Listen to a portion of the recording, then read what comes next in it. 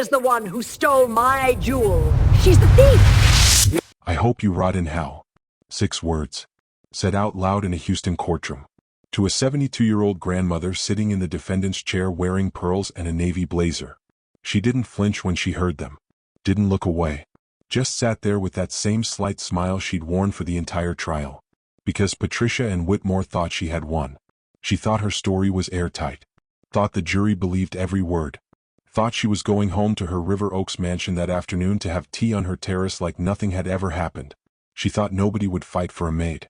She was wrong. But before I tell you how spectacularly wrong she was, you need to understand what she did. You need to meet the woman she killed. And you need to see how close she came to getting away with murder. Because for 72 hours after she pulled that trigger, it looked like the perfect crime. The police believed her. The detective assigned to the case believed her. Even the district attorney's office was ready to call it justified. A wealthy white woman defending herself against a maid who had stolen from her. That's what the initial report said. That's what would have stood as the official record. Except one person didn't believe it. One person kept digging. And what they found would expose not just a murder but a conspiracy. A frame job so calculated, so cold-blooded, that when the prosecutor finally revealed it in court, the entire room gasped. Patricia thought she had won. She hadn't even come close. This is that story. The morning of March 14, 2019 started like any other Thursday in the Whitmore household on Lazy Lane in River Oaks, one of the wealthiest neighborhoods in Houston, Texas. The sun rose over houses that cost millions. Mercedes and Range Rovers sat in circular driveways. Gardeners arrived in trucks to trim hedges into perfect shapes. This was old money. Generational wealth. The kind of neighborhood where everyone knew everyone's business but pretended they didn't. The Whitmore estate sat on 2 acres. A sprawling colonial revival with white columns and black shutters. 6 bedrooms. 8 bathrooms. A swimming pool that sparkled turquoise in the Texas heat. Gardens that Patricia had featured in Southern Living magazine twice. Everything about the house screamed perfection. Order. Control. Patricia Ann Whitmore was 72 years old but looked 10 years younger. She credited good genes and expensive dermatologists. Her hair was silver blonde, cut in a bob that framed her face. She wore St. John knit suits to charity lunches. Played tennis at the country club 3 times a week. Served on the board of the Houston Symphony and the Museum of Fine Arts. Her husband, Robert Whitmore, had died 6 years earlier. Heart attack on the golf course at 68. He'd made his fortune in oil and gas. Left Patricia with a portfolio worth $30 million, the house, and enough monthly income that she'd never have to worry about money for 10 lifetimes. She had 2 children. A son, Robert Jr., who worked in Dallas and visited monthly. A daughter, Catherine, who lived in Boston with her wife and came to Houston maybe twice a year. Neither spoke to their mother much beyond obligatory phone calls on birthdays and holidays. There was history there. Old wounds that had never healed. But that's another story. Patricia lived alone in that big house. Except she wasn't really alone. Because 5 days a week, Maria Santos was there. Maria was 54 years old. Born in Monterrey, Mexico. Came to the United States when she was 23, following her older sister who had already established herself in Houston. Maria had worked as a housekeeper her entire adult life. Private homes mostly. Wealthy families who wanted someone reliable, discreet, and invisible. She had been working for Patricia Whitmore for 18 years. 18 years of arriving at 7 in the morning and leaving at 5 in the afternoon. 18 years of cleaning bathrooms and folding laundry and preparing meals and running errands. 18 years of listening to Patricia's complaints about the gardener or the pool service or her daughter who never called. 18 years of trust. Maria was small. 5'2". Thin from years of physical labor and not eating enough because she sent most of her money back to Mexico where her mother and siblings still lived. She had dark hair going gray that she kept pulled back in a neat bun. Soft brown eyes. Rough hands. A gentle voice with an accent that never quite faded even after 3 decades in Texas. She lived in a 1-bedroom apartment in Gulfton, a working-class neighborhood 30 minutes from River Oaks. Shared the apartment with her daughter, Rosa, who was 31 and worked as a medical assistant at a clinic. Rosa had been born here. Was a U.S. citizen. Maria was still on a work visa, renewed every few years, always nervous that something would go wrong and she'd be sent back. Maria was quiet. Religious. Went to St. Mary's Catholic Church every Sunday morning. Lit candles and prayed for her family. She didn't drink. Didn't smoke. Lived a simple life of work and church and occasional dinners with other women from her church who cleaned houses for wealthy Houstonians. She was invisible to most people. The kind of person you pass in the grocery store and don't really see. The kind of person who works in your house and you forget is there. But Maria saw everything. She saw how Patricia's children flinched when they spoke to their mother on the phone.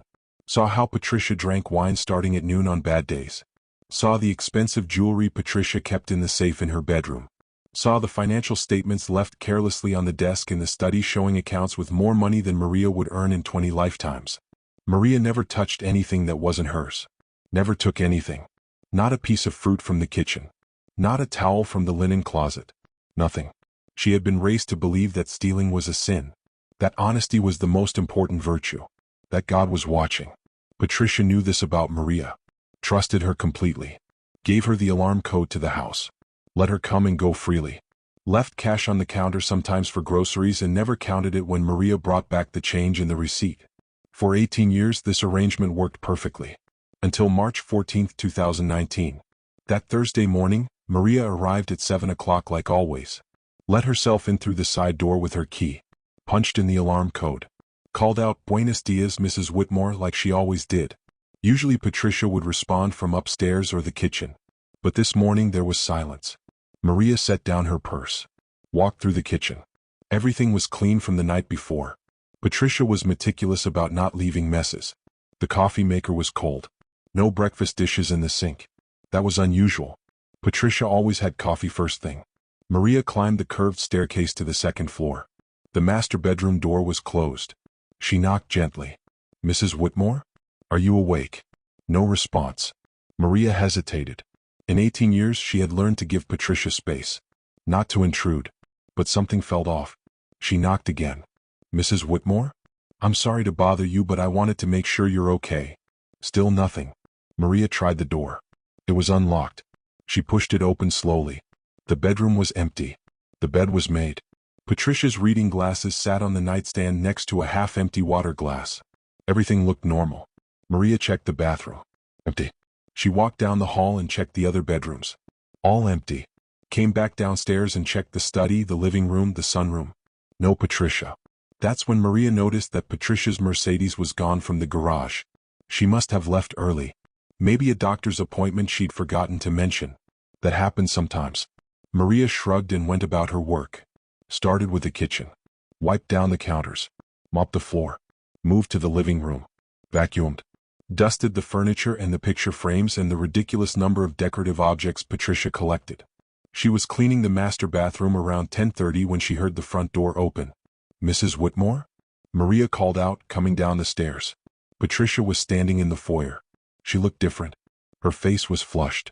Her hair slightly disheveled. She was breathing hard like she'd been running. "Maria," Patricia said. Her voice was tight. "I need to talk to you." "Of course. Is everything okay?" Patricia walked into the living room. Maria followed. Patricia sat down on the white sofa. Folded her hands in her lap. Took a deep breath. "Maria, something very serious has happened. I'm trying to stay calm, but I'm very upset." "What is it? What's wrong?" "My mother's diamond necklace is missing." Maria felt her stomach drop. "Missing? From your safe?" "Yes. I went to check on it this morning and it's gone." Maria's mind raced. The safe. Patricia kept it in her bedroom closet. Maria had seen Patricia open it before. Had seen the jewelry inside. The necklace Patricia was talking about was worth a fortune. Diamonds and sapphires set in platinum. An heirloom passed down from Patricia's grandmother. "Are you sure? Maybe you moved it somewhere else." "I'm sure, Maria. I checked 3 times. The necklace is gone." There was a long silence. Patricia looked at Maria with an expression Maria couldn't quite read. "Mrs. Whitmore, I would never. I know you have access to my bedroom. You clean in there every day."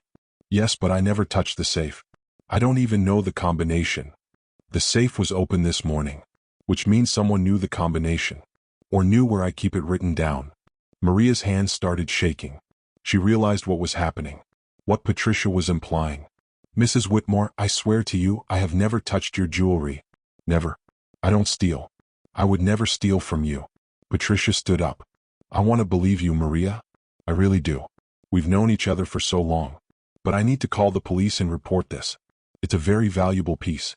I have to file a report for insurance. Please, you have to believe me. I didn't take anything. Then you won't mind if the police search your things. Maria felt tears burning in her eyes. 18 years. 18 years of loyalty and trust, and this is what it came to.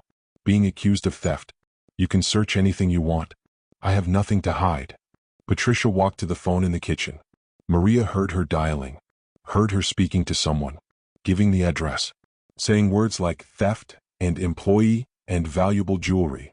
20 minutes later, 2 Houston Police Department officers arrived. Both white. Both men. One older with gray in his hair. One younger, maybe 30, with sharp blue eyes. Patricia met them at the door. Led them into the living room. Maria stood there feeling like she was going to be sick. Patricia explained the situation calmly. The missing necklace. The open safe. The fact that only she and Maria had access to the house. Her voice was steady. Reasonable. She said she didn't want to believe Maria would steal, but she had to report it. The older officer, whose nameplate said Rodriguez, asked Patricia some basic questions. When did she last see the necklace? This morning. Who else has been in the house? No one. Does Maria have keys and the alarm code? Yes. Then Rodriguez turned to Maria. Ma'am, do you understand what Mrs. Whitmore is saying? Yes. But I didn't take any necklace. I don't steal. Would you consent to a search of your person and your belongings? Maria's hands were shaking so hard she had to clasp them together. Yes. Search everything. Please. You'll see I don't have it. The younger officer, whose nameplate said Patterson, asked Maria where her things were. She pointed to her purse on the kitchen counter. Patterson picked it up. Dumped the contents on the counter. Wallet. Keys. A small Bible. Tissues. Lip balm. Receipt from the grocery store. A rosary. No necklace. Patterson looked at Rodriguez. Shook his head. Do you have anything else? A bag? Jacket? No. Just my purse. Rodriguez looked at Patricia. Ma'am, is it possible the necklace is somewhere else in the house? Sometimes people move things and forget. I don't forget where I put a $200,000 necklace, officer. 200,000. Maria felt dizzy. She'd had no idea it was worth that much. Mrs. Whitmore, Maria said, her voice breaking. Please. I promise you. I didn't take it. I would never do that to you. Patricia looked at Maria with an expression that seemed almost sad. I want to believe you, Maria. But it's the only explanation. Have you checked if anything else is missing? Rodriguez asked. Everything else in the safe is there. Just the necklace. Patterson was walking around the living room, looking at things. He stopped by the side table near the front door. Picked something up. Mrs. Whitmore, is this your purse? Yes. May I look inside? Of course. Patterson opened Patricia's cream-colored leather handbag, looked inside, reached in and pulled something out. A black velvet jewelry box. The room went silent. Patterson opened the box. Inside, glittering under the chandelier light, was a diamond and sapphire necklace. Maria gasped. Patricia's hand went to her mouth. She looked shocked. I don't understand, Patricia said. How did that get in there? Patterson looked at Rodriguez. Something passed between them. A look that said they'd seen this before. Ma'am, Rodriguez said carefully. Is this the necklace you reported missing? Yes, but I didn't put it in my purse. I would never carry something that valuable around like that. When did you last use this purse? This morning. When I went out. And you didn't notice the jewelry box in there? No. I didn't look. I just grabbed my wallet and keys. Rodriguez exchanged another look with Patterson. Mrs. Whitmore, is it possible you put the necklace in your purse and forgot? Maybe you were planning to take it somewhere? To be appraised or cleaned? No. I didn't put it there. Someone else must have. Rodriguez's expression was patient but skeptical. Who else has been in the house today? Just Maria. All 3 men turned to look at Maria. She felt her face burn. Mrs. Whitmore, Rodriguez said, I think there might be some confusion here. It appears the necklace is accounted for. It was in your purse the whole time. But I didn't put it there. With all due respect, ma'am, that seems like the most logical explanation. People forget things, especially valuable items. Sometimes the stress of thinking something is missing makes us forget where we put it. Patricia's face was flushed now. She looked angry, embarrassed. I know I didn't put that necklace in my purse. Patterson closed the jewelry box, handed it to Patricia. Well, it's here now. Crisis averted. We'll file a report that the item was recovered in your possession. Case closed. What about her? Patricia pointed at Maria. She could have put it there. To make me look crazy. Rodriguez sighed. Ma'am, why would your housekeeper steal a necklace and then put it back in your purse before we searched her belongings? That doesn't make sense. I don't know. But something isn't right here. Mrs. Whitmore, I think you should take a breath. Maybe sit down. This seems like a misunderstanding. Your necklace is safe. Nobody stole anything. Patricia stared at the jewelry box in her hands. Maria could see the wheels turning behind her eyes. Could see her trying to come up with another explanation. Another way to make this Maria's fault. Thank you, officers, Patricia finally said. Her voice was cold. I'm sorry to have wasted your time. No problem, ma'am. We're glad it worked out. Have a good day. Rodriguez and Patterson headed for the door. Maria followed them, desperate. Officers, please. I didn't do anything. I would never. Rodriguez turned back. His expression was kind but tired. Ma'am, we believe you. Sometimes older people get confused. Mix things up. Don't take it personally. You're not in any trouble. They left. The door closed. Maria and Patricia stood in the foyer. The silence was heavy. Poisonous. Mrs. Whitmore, I promise you I didn't touch. Get out. Maria blinked. What? Get out of my house. You're fired. But I didn't do anything wrong. The police said. I don't care what the police said. I know what happened here. You tried to steal from me and then you got scared and put it back. I want you out. Now. Tears spilled down Maria's cheeks. Please. I need this job. I have been loyal to you for 18 years. 18 years of planning how to rob me, apparently. Get out. Maria's legs felt weak. Her vision blurred. Can I at least? Now. Patricia's scream echoed through the house. Maria stumbled backward. Grabbed her purse from the kitchen counter. Walked to the front door on shaking legs. She turned back one more time. Mrs. Whitmore. I swear on my mother's grave. I did not touch your necklace. Patricia's face was like stone. Get out before I call the police back and tell them to arrest you. Maria walked out into the March sunshine. Got into her old Honda Civic. Drove away from that beautiful house on Lazy Lane. She didn't know it yet, but she would never see that house again. At least not alive. Maria cried the entire drive home. Pulled into the parking lot of her apartment building and sat in her car, sobbing. 18 years. Gone. Just like that. Accused of something she didn't do. How would she pay rent? She sent most of her money to Mexico. Saved almost nothing. She lived paycheck to paycheck. Without this job, she would be homeless in 2 months. She thought about calling her daughter, but Rosa was at work. Thought about calling her priest, but what could he do? Thought about calling a lawyer, but she couldn't afford one. Finally, she just went inside. Climbed the stairs to the second floor. Unlocked the apartment. The place was tiny. Living room with a small kitchen. 1 bedroom. 1 bathroom. But it was clean. It was home. Maria made tea. Sat at the kitchen table. Prayed. She didn't know what else to do. Rosa came home from work at 6 o'clock. Found her mother sitting in the dark. Mama? What's wrong? Why are you home so early? Maria told her everything. The missing necklace. The police. The necklace appearing in Patricia's purse. Being fired. Rosa's face darkened. That bitch. Rosa, don't. No, Mama. This is wrong. She accused you of stealing, and then when the police proved you didn't, she fired you anyway? She can't do that. She can do whatever she wants. It's her house. It's illegal. Wrongful termination. We should sue her. With what money? We can't afford a lawyer. There are organizations that help with this. Workers' rights groups. We'll find someone. Maria shook her head. I just want to forget it. I'll find another job. You're 54 years old, Mama. Who's going to hire you for the same pay? This woman destroyed your livelihood over nothing. We can't let her get away with it. But Maria was too tired to fight. Too defeated. She just wanted to sleep.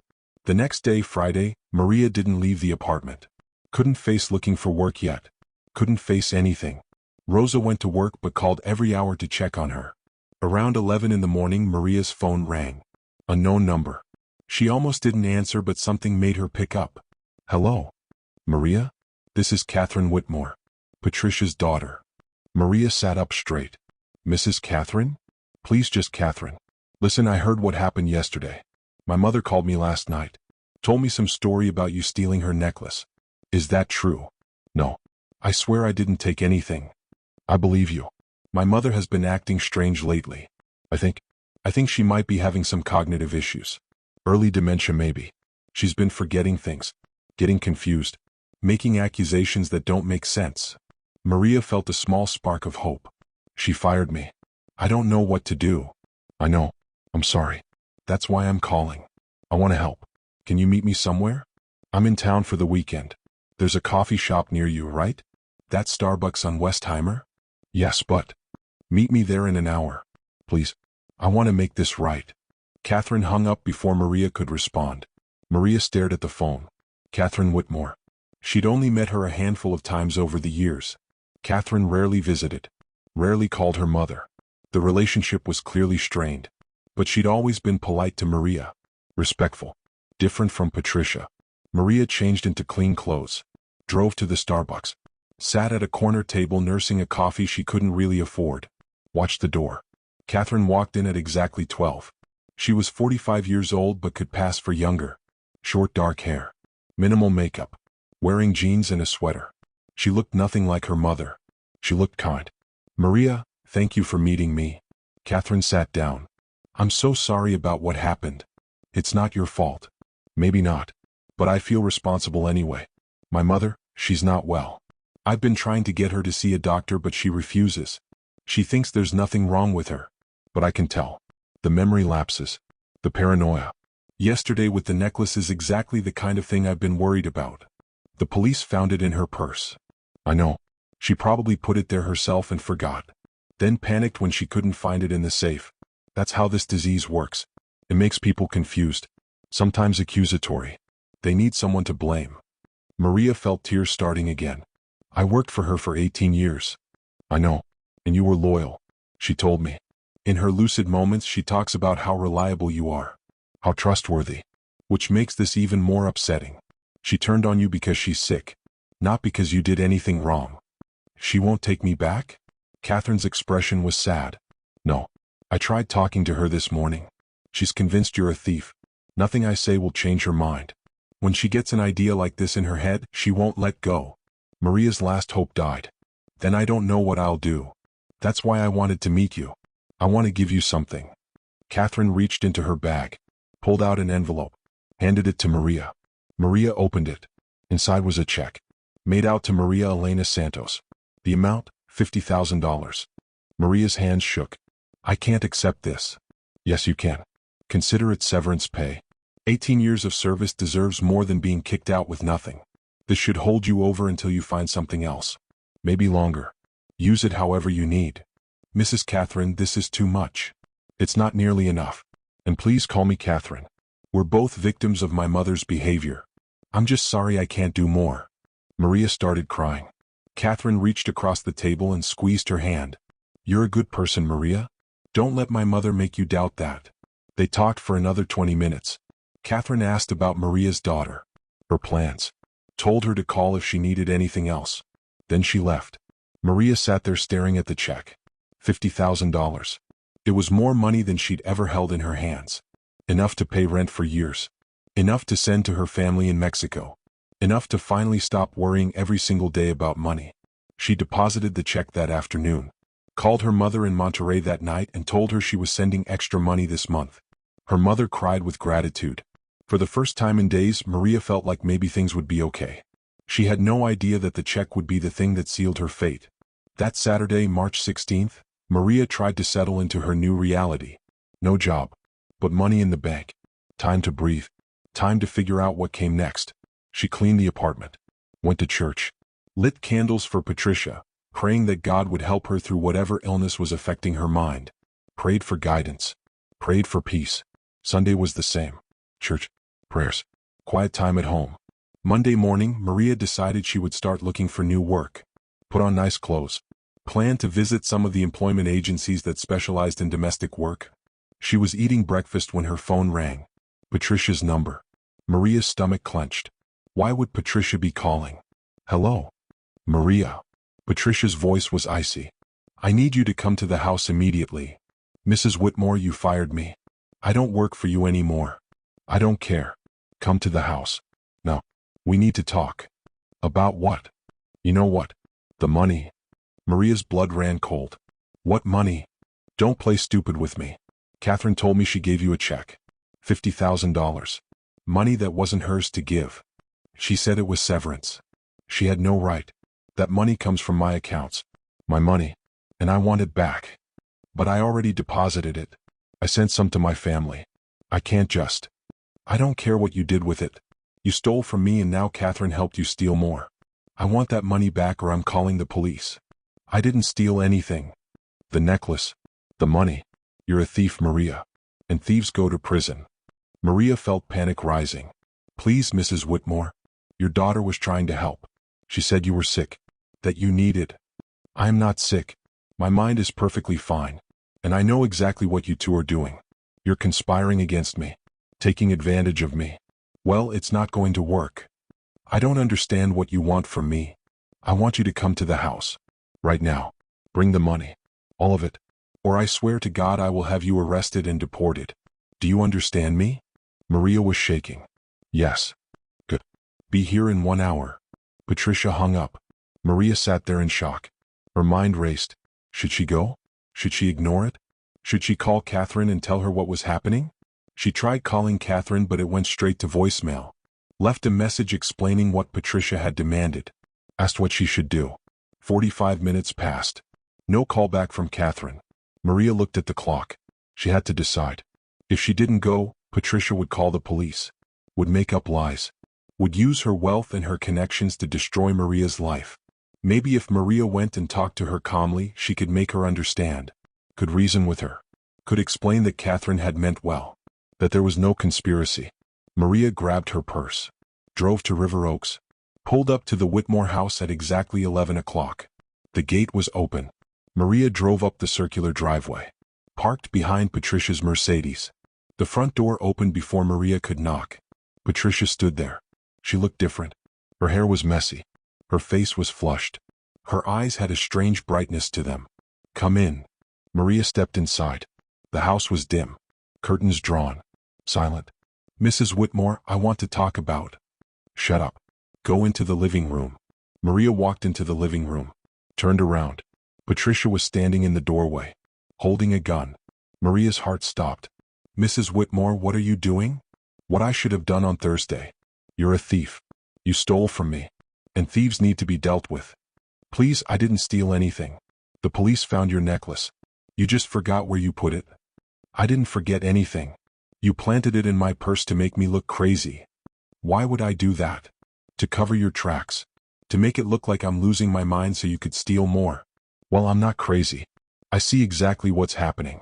You and Catherine think you can take advantage of me. Think I'm some senile old woman you can rob blind. But I'm smarter than both of you. Maria's eyes filled with tears. Mrs. Whitmore, please put the gun down. We can talk about this. There's nothing to talk about. You're a criminal. And I have every right to defend my property. I'm not a threat to you. I'm just standing here. Patricia raised the gun. Pointed it directly at Maria's chest. You came into my house uninvited. You're trespassing. And I feel threatened. That's what I'll tell the police. That's what everyone will believe. Maria realized with absolute clarity what was about to happen. This wasn't about money. This wasn't about a necklace. Patricia had lost her mind. And Maria was going to die. Please, Maria whispered. I have a daughter. A mother. Please don't do this. You should have thought about them before you tried to rob me. Patricia pulled the trigger. The sound was deafening in the quiet house. Maria felt the impact in her chest. Felt her legs give out. Felt herself falling. She hit the marble floor hard. Blood bloomed across her shirt. She tried to breathe but her lungs wouldn't work. Tried to move but her body wouldn't respond. Patricia stood over her. Watched her die. Maria's last thought was a prayer. A plea to God to take care of Rosa. To tell her mother she loved her. To forgive Patricia for what she'd done. Then everything went dark. Patricia stared down at the body on her living room floor. At the blood spreading across the white marble. At the woman who had cleaned her house for 18 years. She felt nothing. No remorse. No horror. No regret. Just satisfaction. She had done what needed to be done. Protected herself. Protected her property. That's what the law said she was allowed to do. Stand your ground. Defend your castle. All those phrases she'd heard on the news. Now she just had to make sure everyone understood that this was self-defense. Patricia set the gun on the coffee table. Pulled out her phone. Dialed 911. Yes, hello? I need help. Someone broke into my house. I shot them. I think they're dead. Please send someone immediately. I was so scared. They were going to hurt me. I had no choice. Please hurry. She gave the address. Answered the dispatcher's questions. Kept her voice shaky. Scared. The performance came easily. Within minutes she heard sirens. Police cars screeching up the driveway. Officers pounding on the door. Patricia opened it with tears streaming down her face. Thank God you're here. It was horrible. She broke in. She attacked me. I didn't know what else to do. The gun was in my husband's study. I grabbed it. I just wanted her to leave.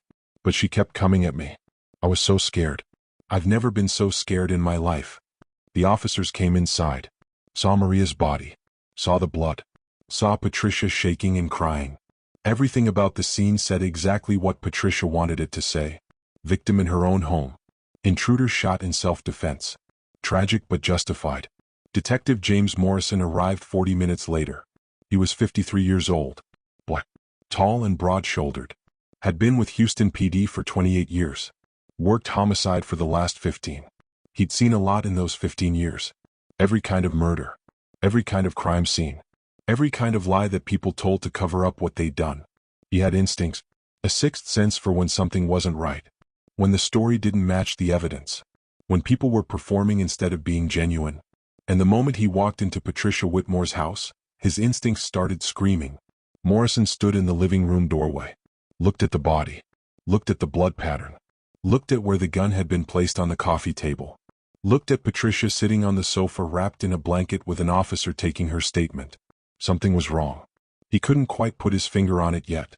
But it was there. That feeling in his gut that had never steered him wrong. Morrison walked over to Patricia. She looked up at him with red eyes.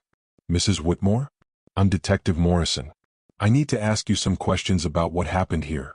Of course. Anything. It was so horrible. I still can't believe it. Walk me through it from the beginning. What time did you wake up this morning? Patricia told her story. Woke up at 8. Had coffee. Was reading in the sunroom. Heard someone at the front door around 11. Went to check. Saw Maria standing there. You saw her through the window? Yes. And you opened the door? Yes. I didn't think, she used to work for me. I thought maybe she was returning her key or something. But you fired her last week. On Thursday, yes. She'd been acting strange. I had concerns about some missing items. What missing items? A necklace.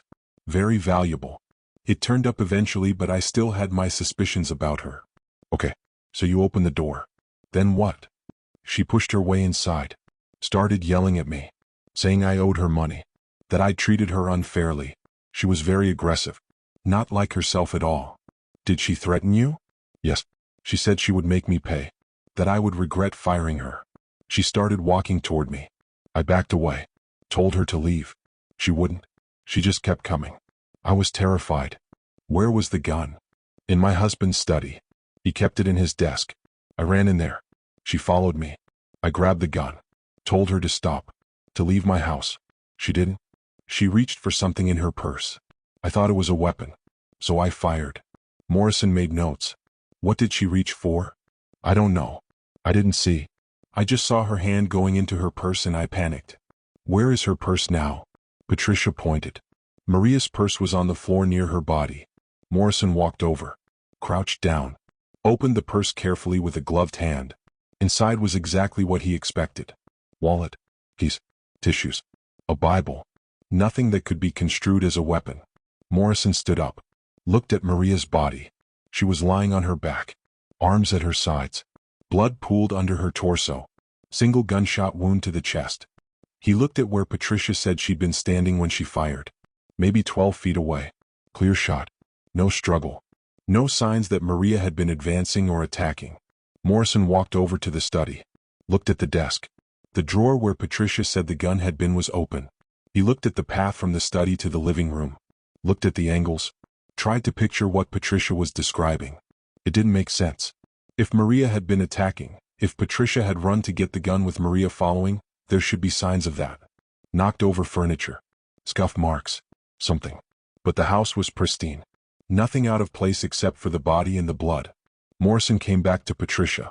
Mrs. Whitmore, I need you to be very precise. When you shot her, where exactly were you standing? Right there. By the study door. And Maria was where?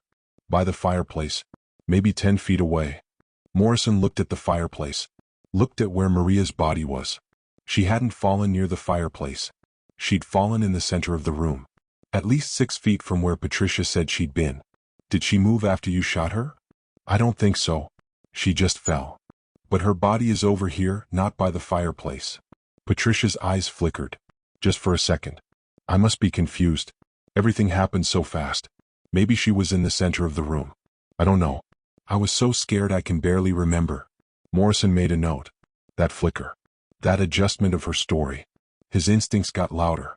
Did you call anyone after you shot her? Before you called 911? No. I called 911 immediately. You didn't call your daughter? Your son? Anyone? No. Why would I? Just asking. Some people call family first. Natural instinct. Well, I didn't. I wanted the police here right away. Morrison nodded. Looked around the room again. His eyes landed on something. A small detail that most people would miss. There was a coffee table between where Patricia said she was standing and where Maria's body was. The gun had been placed on that table, which meant Patricia had walked toward the body after shooting, had set the gun down carefully, had then walked back to call 911. That wasn't the behavior of someone in a panic. Someone terrified. That was calculated. Controlled. Mrs. Whitmore, I think we should continue this conversation at the station. Would you be willing to come downtown and give a formal statement? Am I under arrest? No, ma'am. This is just procedure. We need to document everything clearly. Can I change clothes first? I have blood on me and it's making me feel sick. Of course. An officer will accompany you upstairs. Patricia went upstairs with a female officer. Morrison stayed in the living room. Walked the scene slowly, methodically, taking in every detail. He looked at Maria's hands. No defensive wounds. Didn't look like she tried to fight or protect herself. She'd just been shot and fell. He looked at her face, frozen in an expression of shock and fear. This woman hadn't been attacking anyone. She'd been terrified. Morrison called over the crime scene photographer. Make sure you get shots of everything. The body position, the blood pattern, where the gun was, the door, the study, everything. You got it, detective. And bag her purse, her phone especially. I want to see who she called today. Who called her? Sure thing. Patricia came back downstairs wearing clean clothes. Navy pants, white blouse. Looked composed now. The shaking had stopped. Morrison drove her downtown himself. Sat her in an interview room. Got her water and coffee. Made her comfortable. Then he started asking questions. He asked her to go through the story again. Every detail. And again. And again. Each time, Patricia's story changed slightly. Small things. The timeline shifted. The exact words Maria had said. Where people were standing. Morrison knew what that meant. When someone is telling the truth, the story stays consistent. They're remembering what actually happened. When someone is lying, inventing details, the story shifts. They can't keep track of what they said before. After 3 hours, Morrison let Patricia go home. Told her to stay available. That they might have follow-up questions. Patricia left. Drove back to River Oaks. Back to her house that now had police tape across the front door. Crime scene cleaners hadn't arrived yet. She'd have to call them tomorrow. She went to her daughter's house across town. Stayed there for the night. Catherine was confused, shocked, kept asking what had happened. Patricia gave her a simplified version. Intruder. Self-defense. Terrible tragedy. Catherine didn't push for details. She was just glad her mother was safe. But Catherine had no idea that her mother had just committed murder. That the check she'd given Maria had set in motion a chain of events that ended with a woman bleeding out on a marble floor. Morrison worked late that night. Pulled Maria's phone records. Saw the call from Patricia that morning. Saw Maria's attempt to call Catherine. Saw text messages between Maria and her daughter Rosa. He called Rosa. Asked her to come to the station. Rosa arrived at 10 o'clock at night. Red-eyed from crying. She'd heard from a friend who'd seen it on the news. Her mother. Shot. Dead. In the house where she'd worked for almost 2 decades. Morrison was gentle with her. Offered condolences. Explained that he was investigating. That he needed to understand what had happened. Did your mother say anything to you about going to Mrs. Whitmore's house today? Yes. She told me Patricia had called. Demanded she come over. Said something about money. My mom was scared, but she went anyway. Scared of what? That Patricia would have her arrested. Deported. Patricia had been making threats since she fired my mom last week. Your mother was fired? Yes. Over some bullshit accusation about a necklace. The police found it in Patricia's own purse, but she still fired my mom. Said she was a thief. Morrison felt pieces clicking together. Tell me everything. Rosa told him the whole story. The necklace.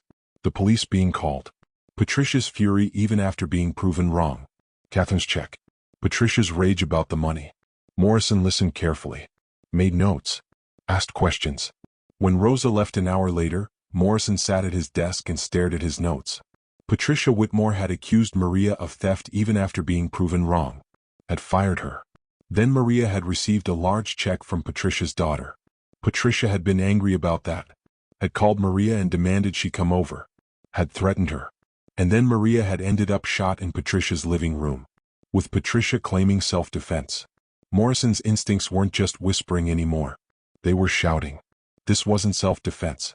This was murder. But proving it would be another matter entirely. Over the next week, Morrison built his case. He interviewed Patricia's neighbors. Most hadn't seen or heard anything. The houses were far apart. Walls were thick. Money bought privacy.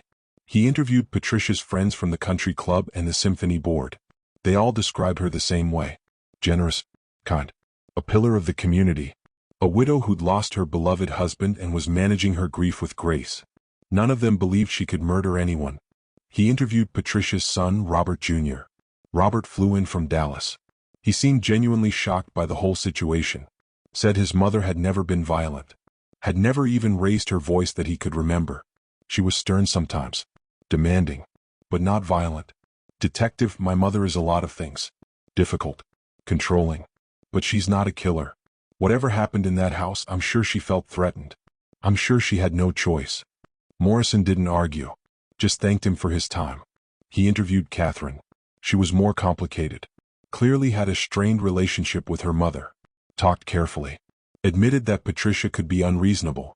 Admitted the check had been her idea. I felt terrible about how she treated Maria. So I gave her severance. My mother was furious when she found out. Called me screaming about betrayal and theft. I tried to explain, but she wouldn't listen. She can be very rigid in her thinking. Very black and white. Did you think your mother might hurt Maria? Catherine paused. No. I thought she might call and yell. Maybe try to sue me for giving away her money without permission. But hurt Maria physically? No.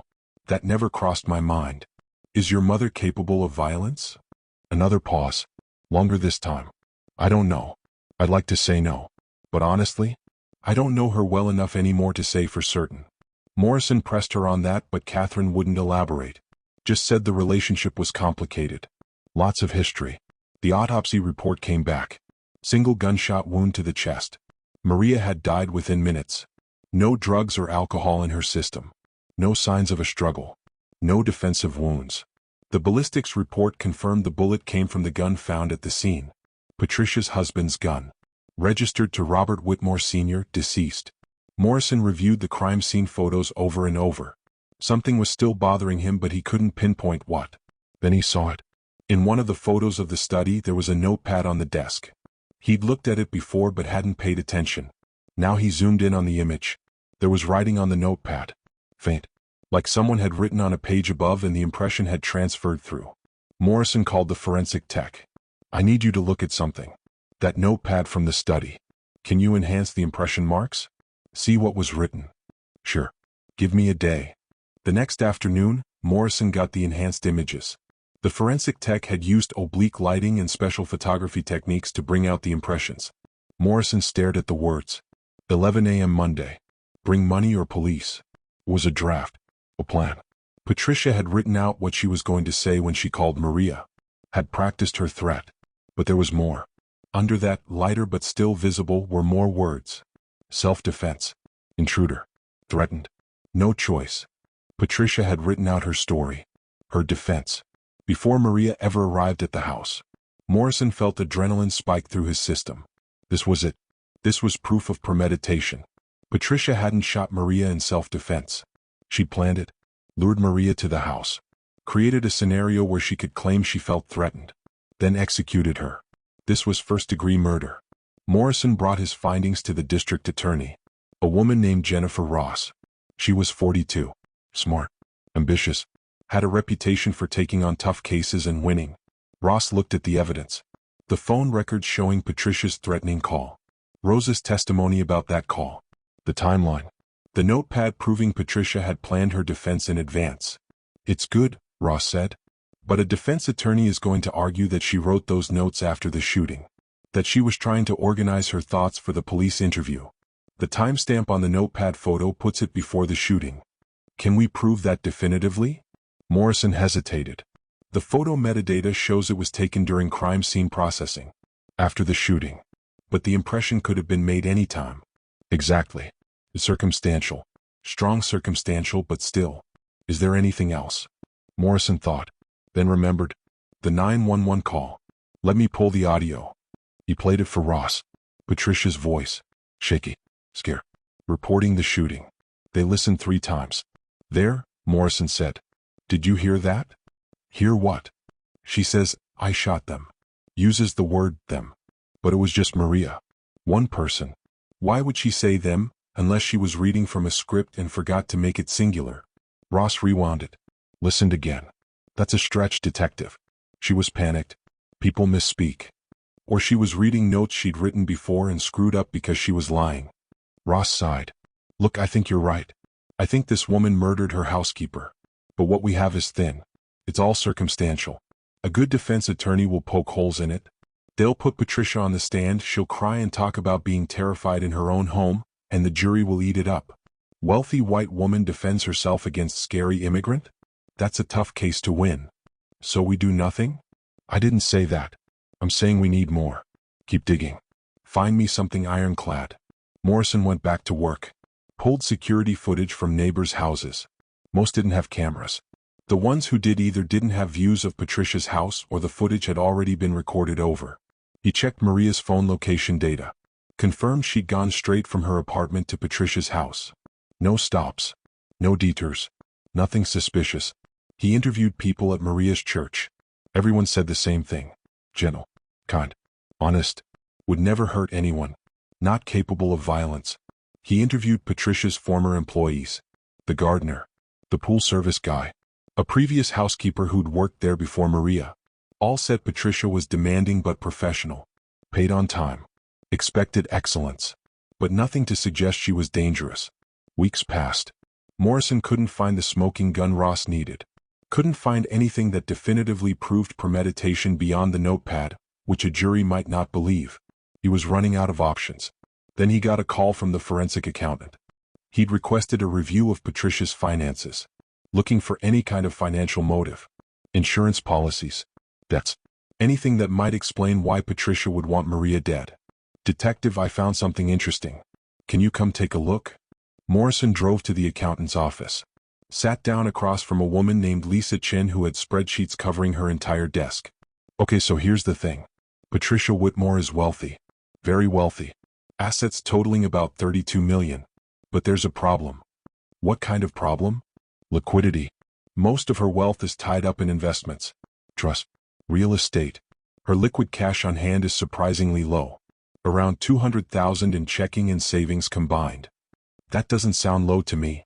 For someone with her lifestyle, it is. Look at her monthly expenses. Country club dues. Property taxes on that house. Insurance. Maintenance. Charitable donations to keep up appearances. She's spending about 40,000 a month. Morrison did the math. So she has about 5 months of cash on hand. Right. And here's where it gets interesting.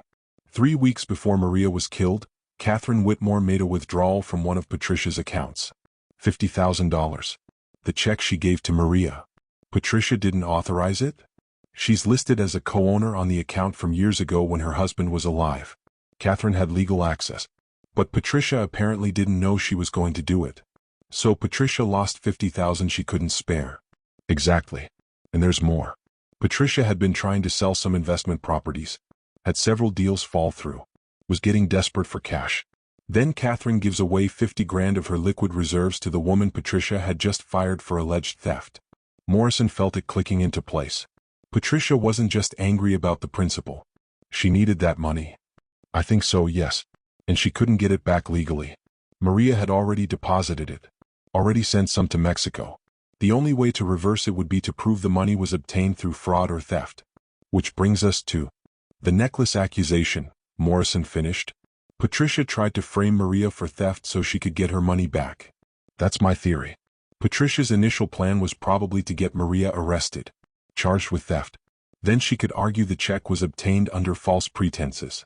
Get it reversed. But when the necklace turned up in her own purse, that plan died. So she moved to plan B. Kill Maria and claim self-defense. Can't pay back money to a dead person, Chin said grimly. Morrison felt sick. She killed a woman over $50,000. $50,000 she couldn't afford to lose. Morrison took copies of all the financial records, brought them to Ross. Ross looked them over carefully. This is better. This gives us motive. We can show the jury that Patricia needed that money, that she'd already tried to frame Maria once, that when that didn't work, she lured Maria to her house and killed her. So we charge her? Let me run this by my boss. But yeah, I think we have enough. 2 days later, Detective Morrison knocked on Patricia Whitmore's door. She answered wearing tennis whites. About to leave for the club. Detective. I wasn't expecting you. Mrs. Whitmore, I need you to come with me. What? Has something happened? Morrison pulled out handcuffs. Patricia and Whitmore, you're under arrest for the murder of Maria Elena Santos. You have the right to remain silent. Patricia's face went white, then red, then white again. This is insane. I defended myself. She broke into my house. You know this. Ma'am, please turn around and put your hands behind your back. I will not. This is harassment. I'm calling my lawyer. You can call your lawyer from the station. Right now, I need you to comply. Patricia looked like she was going to argue more. Then she saw Morrison's expression, saw that he wasn't going to back down. She turned around. Let him cuff her. As Morrison led her to the car, neighbors came out onto their porches. Wash, whispered. By the time they pulled away, phones were out. Videos being recorded. The arrest of Patricia Whitmore would be all over the news by evening. Patricia sat in the back of Morrison's car in silence, staring straight ahead. That same slight smile on her face. She thought she would still win. She thought her money and her lawyers and her status would save her. She had no idea what was coming. Patricia was arraigned the next day, charged with first-degree murder. The bail was set at $2 million. She posted it immediately. Walked out of the courthouse into a media circus. Her legal team was led by a man named Harold Becker, one of the most expensive defense attorneys in Texas. He'd won acquittals in cases that seemed unwinnable. Patricia had hired him within hours of her arrest. Becker held a press conference on the courthouse steps. My client is innocent. This is a tragic case of a woman defending herself in her own home being persecuted by overzealous prosecutors. Maria Santos broke into Patricia Whitmore's house, threatened her. Patricia had every right under Texas law to defend herself. We will prove that in court, and we will win. Jennifer Ross held her own press conference an hour later. This is not a stand-your-ground case. This is premeditated murder. Patricia Whitmore lured Maria Santos to her house with threats. She planned her defense in advance. She executed an innocent woman and tried to cover it up. We will prove that in court, and we will get justice for Maria Santos. The case became national news. Cable networks debated it endlessly. Talk shows discussed it. Social media exploded with opinions. Half the country saw it as a wealthy white woman killing her immigrant maid and trying to claim self-defense. A stark example of privilege and racism. The other half saw it as a homeowner defending herself and being prosecuted for it because of political correctness. Nobody was neutral. The trial began 6 months later. October 2019. The courthouse in downtown Houston was packed every single day. Media camped outside. Protesters on both sides held signs. Justice for Maria. Stand your ground. Ross and her team presented their case methodically. They showed the jury Maria's phone records. Proved Patricia had called her that morning. Proved Patricia had threatened her. They put Rosa on the stand. She testified about her mother's fear. About Patricia's pattern of accusations. About the check Catherine had given. My mother was terrified of Mrs. Whitmore, Rosa said through tears. She knew Mrs. Whitmore was powerful. Knew she could have her deported. But she went to that house anyway because Mrs. Whitmore said she'd call the police if she didn't. My mother was trying to make peace. And Mrs. Whitmore killed her for it. Becker cross-examined aggressively. Tried to make Rosa admit Maria could have been angry about being fired, could have wanted revenge. Rosa didn't break, just kept saying her mother was gentle, would never hurt anyone. Ross put Morrison on the stand. He walked the jury through the crime scene, showed them photos of Maria's body, photos of the pristine house with no signs of a struggle, photos of the notepad with Patricia's pre-written defense. Becker objected repeatedly, tried to get the notepad evidence thrown out. The judge allowed it but warned the jury to consider it carefully. Ross put the forensic accountant on the stand. Chin explained Patricia's financial situation, explained why she needed that $50,000 back, explained how the check from Catherine had triggered everything. Becker tried to argue that $32 million in assets meant Patricia couldn't possibly care about $50,000. Chin calmly explained liquidity versus assets, explained that Patricia was cash poor despite being wealthy on paper. The jury looked interested, taking notes, paying attention. Then came the defense's turn. Becker put Patricia on the stand. She walked up looking dignified, composed, wearing a conservative gray suit, hair perfect, makeup subtle, looking like everybody's grandmother. Becker walked her through her version of events. She spoke clearly, confidently, said Maria had broken in, had threatened her, had been aggressive in a way Patricia had never seen before. I was terrified, Patricia said. This woman I'd trusted for 18 years was suddenly like a stranger. She was yelling, coming toward me. I didn't know what she was going to do. I just knew I needed to protect myself. Why didn't you call 911 immediately when you saw her at the door? I thought I could reason with her. Thought we could talk. I didn't want to get her in trouble. But she wouldn't listen. Wouldn't calm down. What did she say to you? She said I ruined her life. That I would pay. That she would make sure I suffered the way she suffered. She was enraged. Did you believe she would hurt you? Yes, absolutely. I've never been so frightened in my life. It was a good performance. Patricia's voice shook in the right places. Her eyes filled with tears at the right moments. She looked like a victim. Then Ross stood up for cross-examination. Mrs. Whitmore, you testified that Maria broke into your house. But she had a key, didn't she? Well, yes, but... And you hadn't asked for that key back when you fired her? I meant to, but... So she used a key you'd given her to enter a house you'd invited her to. That's not breaking in, is it? She shouldn't have been there. I didn't want her there. But you called her that morning. Demanded she come over. Threatened her if she didn't. Isn't that true? I wanted to discuss the money situation. The money your daughter gave Maria as severance? Money my daughter had no right to give away. But it was legally given. Maria didn't steal it. She didn't coerce it. Catherine voluntarily wrote that check. Catherine was being manipulated. By Maria? The quiet housekeeper who'd worked loyally for you for 18 years? That Maria? Becker objected. Ross moved on. Mrs. Whitmore, let's talk about the necklace. The one you accused Maria of stealing. Patricia's jaw tightened. She did steal it. But the police found it in your purse. She must have put it there. Why would a thief steal a valuable necklace and then put it back before the police searched her? To make me look crazy. To cover her tracks. Or maybe you forgot you put it there yourself. Maybe you made a mistake. I did not make a mistake. Ross picked up the crime scene photos. Showed them to the jury again. Then showed them to Patricia. Mrs. Whitmore, do you see Maria's hands in this photo? Patricia looked. Yes. Do you see any weapons? No, but... Do you see any defensive wounds? Any signs she tried to fight you?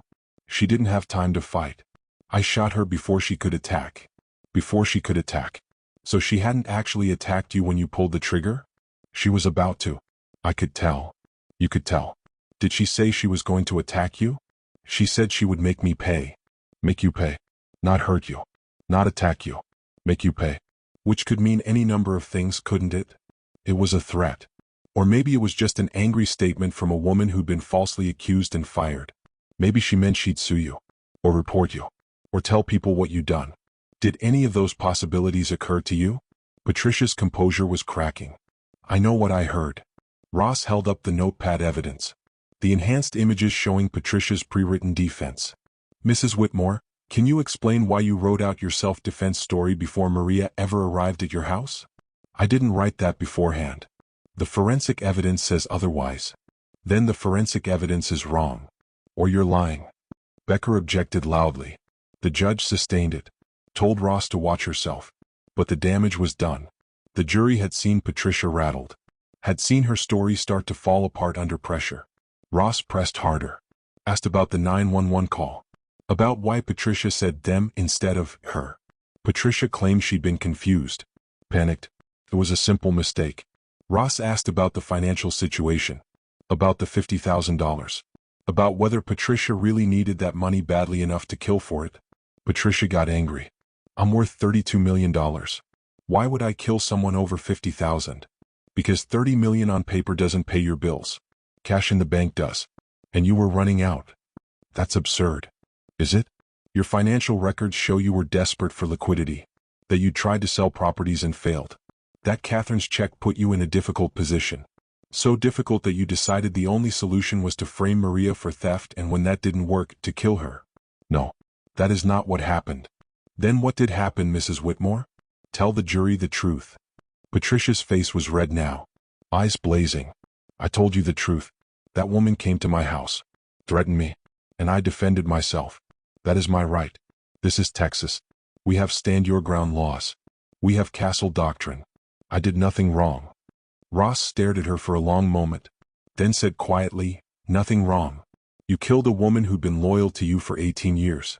A woman who'd cleaned your house and cooked your meals and probably knew your secrets better than your own children. And you think you did nothing wrong. Becker objected. The judge sustained it, told the jury to disregard the commentary. But Ross had made her point. The jury deliberated for 7 hours. Came back on the third day of deliberations. The courtroom was silent as the forewoman stood. In the matter of the state of Texas versus Patricia and Whitmore, on the charge of murder in the first degree, how do you find? We find the defendant guilty. The courtroom erupted. Patricia's face went white. Her lawyer grabbed her arm. Rosa sobbed in the front row. Catherine sat stone-faced, not sure how to feel. Patricia still thought she would win. Still thought the appeals would save her. Still thought her money and her privilege would protect her. She had no idea how wrong she was. Sentencing was scheduled for 2 weeks later. Ross asked for the maximum. Life in prison without possibility of parole. Becker argued for leniency. Said Patricia was an elderly woman. Had no prior record. Had lived an exemplary life until this one tragic moment. Asked for 20 years with possibility of parole. The judge, a black woman named Veronica Martinez, listened to both sides. Then came victim impact statements. Rosa stood at the podium. Looked directly at Patricia. You took my mother from me. You took the most important person in my life. She worked for you for 18 years. She was loyal. She was honest. She never stole from you. She never hurt you. And you killed her because you couldn't admit you made a mistake. Because you couldn't stand to be wrong. Because you valued $50,000 more than a human life. Rosa's voice broke. My mother died scared and alone on your floor. Her last moments were terror and pain. And you felt nothing.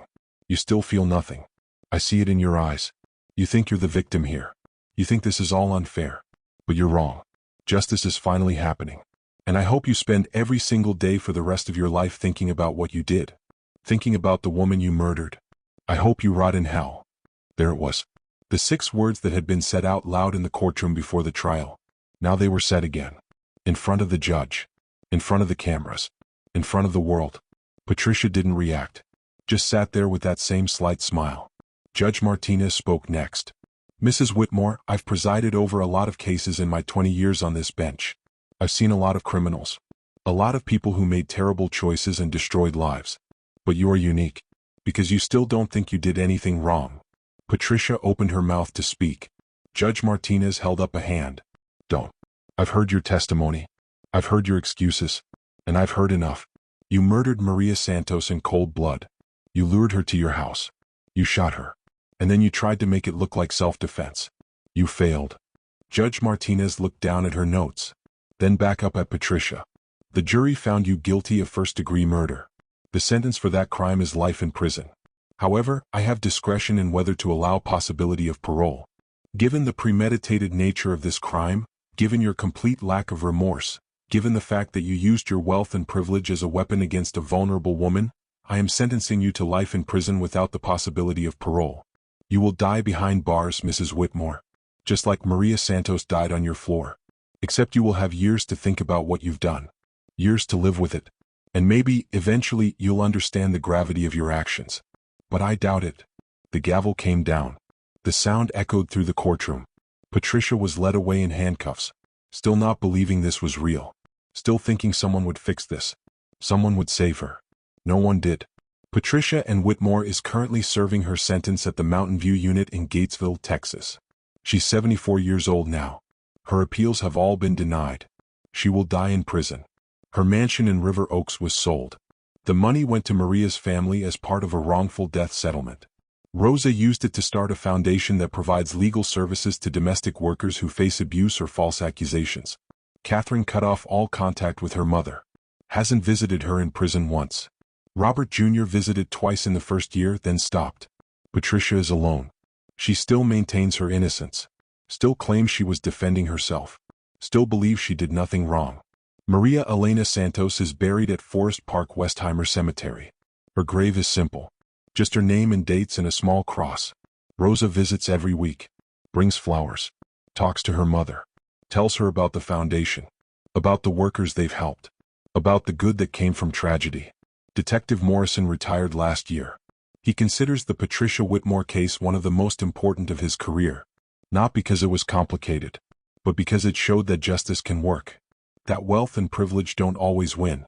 That sometimes, the system protects the vulnerable instead of the powerful. Jennifer Ross is now a judge herself. Appointed to the bench 2 years ago. She keeps a photo of Maria Santos in her chambers. A reminder of why she does this work. And the story spread. Became a teaching case in law schools. A cautionary tale about assumption and prejudice. About how we treat the people who work in our homes. About how we value some lives more than others. Patricia thought she had won. Thought she was smarter than everyone else. Thought her money and her mansion and her perfect life would protect her. She was wrong. The last word goes to Rosa, who said in an interview 6 months after the trial, "My mother spent 18 years making that woman's life comfortable. And in return my mother got a bullet in the chest and a shallow grave. But justice found my mother. Truth found my mother." And now Patricia Whitmore has the rest of her life to understand that some crimes don't go unpunished. Some lies don't stay hidden. And some people, no matter how rich or powerful they think they are, will face consequences. The interview had millions of views. Rosa became an advocate. Spoke at conferences. Testified before Congress about the treatment of domestic workers. Pushed for legal protections. For labor rights. For dignity. Maria's death sparked a movement. #Justice for Maria trended for weeks. Stories came out from other domestic workers who'd faced abuse, false accusations, wage theft. The invisible workforce became visible. Their stories mattered. Their lives mattered. One woman wrote on Twitter, "My employer accused me of stealing her ring. She found it in her bathroom drawer a week later. Never apologized. This could have been me instead of Maria." Another posted, "I worked for a family for 10 years. They treated me like furniture. When I asked for a raise, they fired me and told immigration I was illegal. I'm a citizen. They didn't even know. Didn't care enough to ask." The stories poured in. Thousands of them. A collective witness to how the wealthy treat the people who cook their food and clean their houses and raise their children. Patricia became a symbol. A face to put on a system that had always existed but rarely been examined.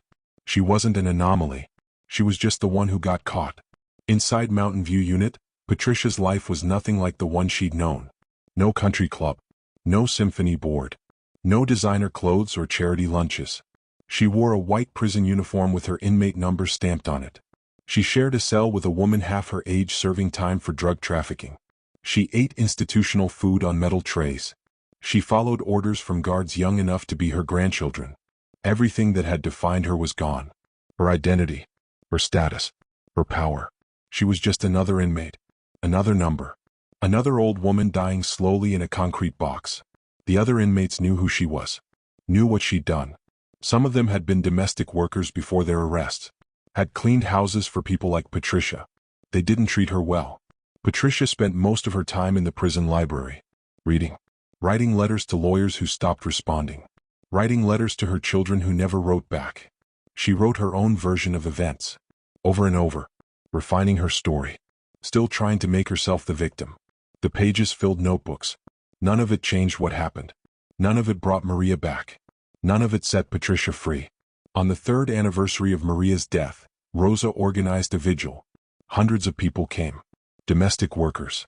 Immigrants. Advocates. They held candles. They said Maria's name. They shared stories.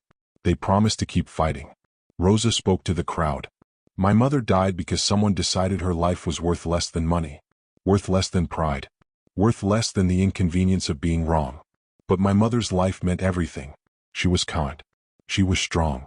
She sacrificed everything for her family. And I will spend the rest of my life making sure no one forgets her. The crowd chanted, "Say her name. Maria Santos. Say her name." In her cell that night, Patricia heard about the vigil on the news, watched footage of the crowd, saw Rosa speaking, saw the anger and grief and determination. Patricia turned off the TV, lay on her bunk, stared at the ceiling. For the first time since this all began, something cracked in her carefully constructed defense. A tiny fissure in the wall of denial she'd built. She thought about Maria, really thought about her. Not as the help, not as the threat, but as a person. A woman with a daughter who loved her. A mother who sent money home. Someone who'd spent 18 years of her life making Patricia's life easier. Patricia had never once asked Maria about her life, her dreams, her struggles. Had never even asked about her family beyond polite small talk. Maria had been invisible to her. A function rather than a human being. And when that function became inconvenient, when Maria became a problem to solve rather than a service to use, Patricia had erased her completely. The realization didn't bring remorse exactly. Patricia wasn't capable of that kind of emotional growth. But it brought something close to understanding. A dim recognition that maybe, possibly, she had done something wrong. Not murder in her mind. She still clung to the self-defense narrative. But wrong in treating Maria the way she had. Wrong in never seeing her. Wrong in valuing money over a life. It was the closest Patricia would ever come to accountability. She fell asleep that night and dreamed of Maria. In the dream they were in the Whitmore house. Patricia was sitting at the kitchen table. Maria was making coffee. Patricia tried to apologize, tried to explain. But no words came out. Maria just looked at her with those soft brown eyes. Not angry, not forgiving, just looking, seeing. Patricia woke up crying. The first tears she'd shed since her arrest. Not for Maria, but for herself. For the life she'd lost. For the mistakes she'd made. For the consequences she couldn't escape. Her cellmate woke up and saw her crying. Didn't say anything. Just rolled over and went back to sleep. In prison, everyone had their own grief. No one had energy for someone else's. The years passed. 4 years. 5, 6. Patricia aged rapidly in prison. The expensive treatments and dermatologists were gone. Her hair went fully gray then white. Her face lined and sagged. Her body weakened. She developed arthritis. High blood pressure. Diabetes. The prison medical care was minimal. Basic pills. Generic medication. Nothing like the concierge doctors she'd had before. She stood in line for hours to see a nurse practitioner who spent 5 minutes with her and sent her back to her cell. She became a ghost of who she'd been. Shuffling through the prison yard during recreation time. Sitting alone in the cafeteria. Writing fewer and fewer letters that no one answered. Robert Jr. died in a car accident in year 7. Patricia wasn't allowed to attend the funeral. She got a short phone call from a cousin she barely knew informing her. That was it. Her son was gone and she couldn't even grieve properly. Catherine never called. Never wrote. Patricia was dead to her daughter long before she'd die for real. The loneliness was crushing. Patricia had lived her entire life surrounded by people. People she controlled, people she impressed, people she kept at arm's length but who were there. Now there was no one. She'd destroyed the one relationship that had been genuine. Maria had cared for her. Not out of fear or obligation, though those were factors. But because Maria was the kind of person who cared. Who saw value in everyone. Who did her work with pride and dignity. Patricia had killed the only person who'd truly seen her every day for 18 years. The only person who'd known her routines, her moods, her habits. The only person who'd been a constant presence in her life. The irony was bitter. Patricia had murdered the closest thing she had to family. In year 8, Patricia collapsed in the dining hall. Heart attack. She was rushed to the prison medical unit, stabilized, put on medication. The doctors said her heart was weak. Gave her maybe 2 more years. Patricia lay in the medical unit bed thinking about death. About dying in prison. Being buried in the prison cemetery with a numbered marker instead of a headstone. No one at her funeral except a prison chaplain who'd never met her. This was how her story ended.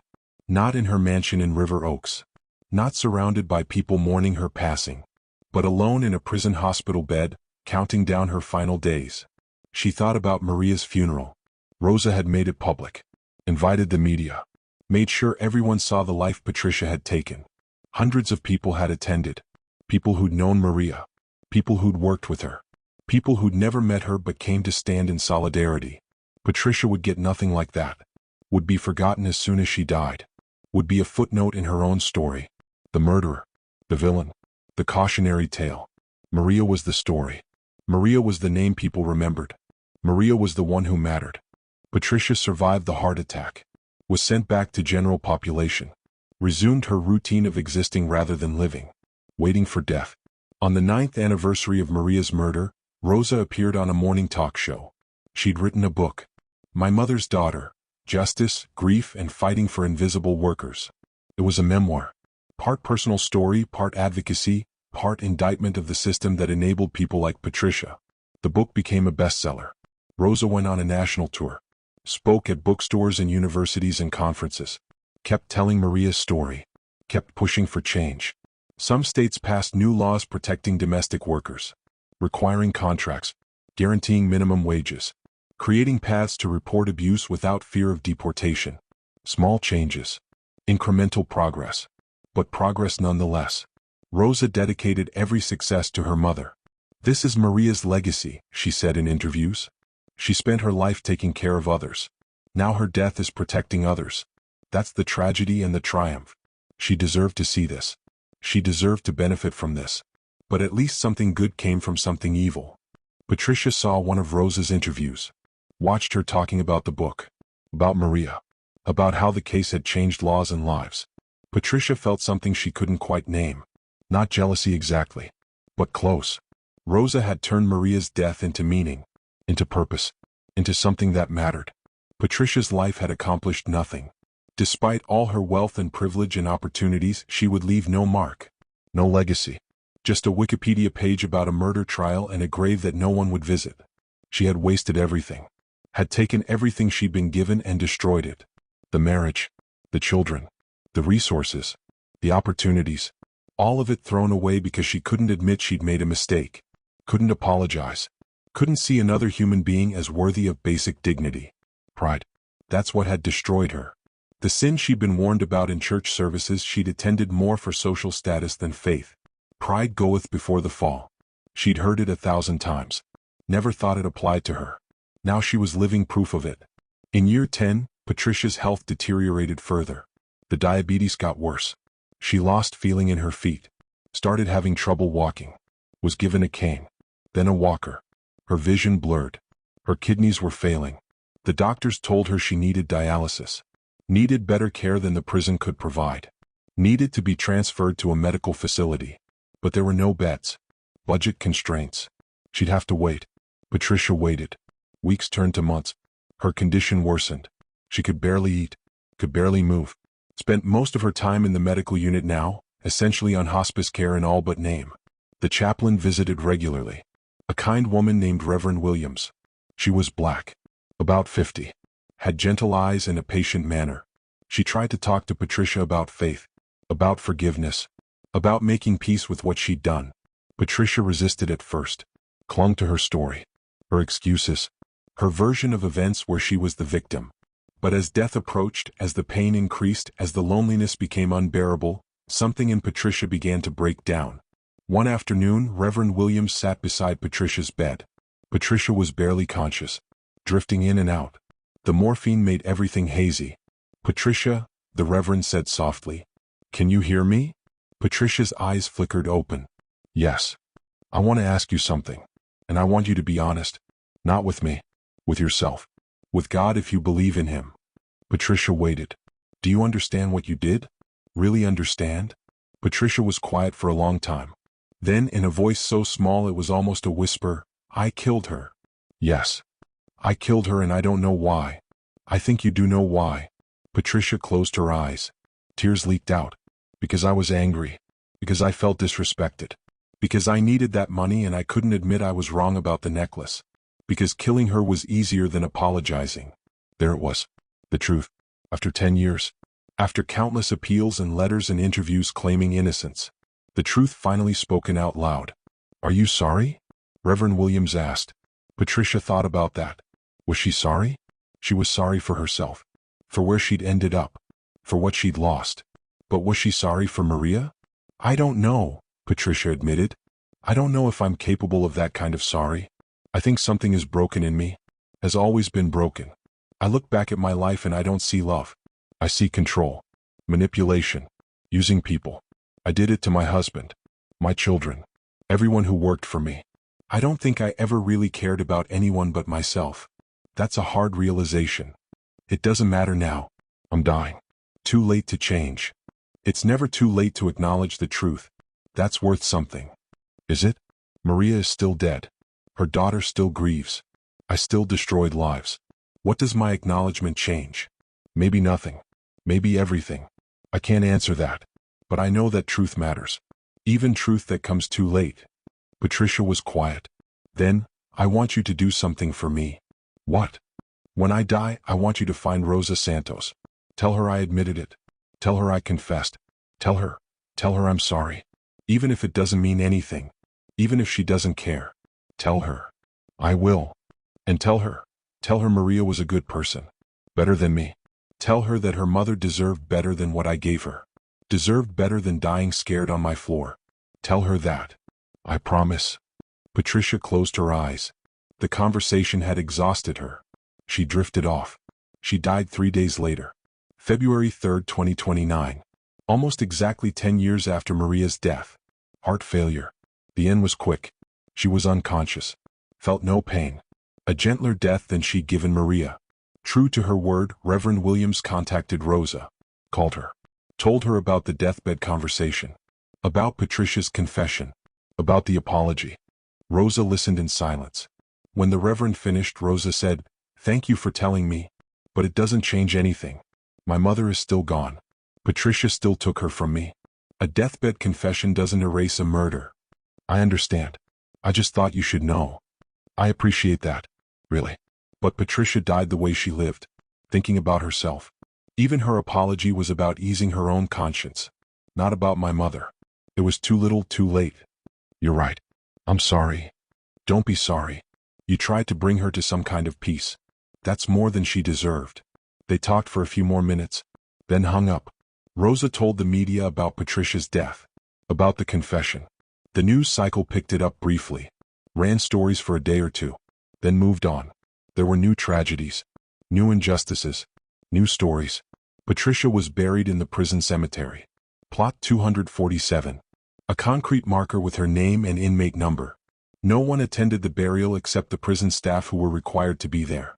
Her estate, what little was left after legal fees and the settlement, went to a distant cousin who'd never met her. The cousin sold everything. Donated most of the money to charity. Wanted nothing to do with the Whitmore name. Catherine changed her last name legally. Took her wife's surname. Cut all ties to her mother's legacy. She never spoke publicly about Patricia. Never gave interviews. Just moved on with her life. Patricia and Whitmore faded from memory. Became a case number. A legal precedent. A story told in law schools and advocacy meetings. But Maria Elena Santos lived on. In her daughter. In the foundation bearing her name. In the laws passed to protect workers like her. In the conversations her death had sparked. Rosa continued the work. Now in her 40s. Still fighting. Still advocating. Still making sure her mother's name meant something. She gave a speech on the 10-year anniversary of Maria's death. Standing at her mother's grave.